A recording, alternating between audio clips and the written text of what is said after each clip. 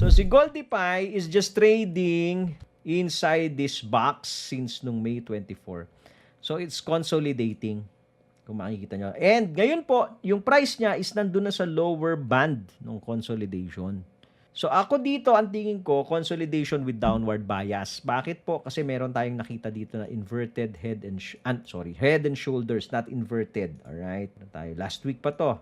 Okay, ito yung left shoulder, head, right shoulder. So kaya ang bias natin, downward bias. So nandun na siya sa neckline ngayon, almost no, nandun sa neckline. So crucial to kasi pag nabiyak po yung neckline, mabilis to babagsak. So the 320, nakakailang retest ka na. This is the 1 hour chart, no?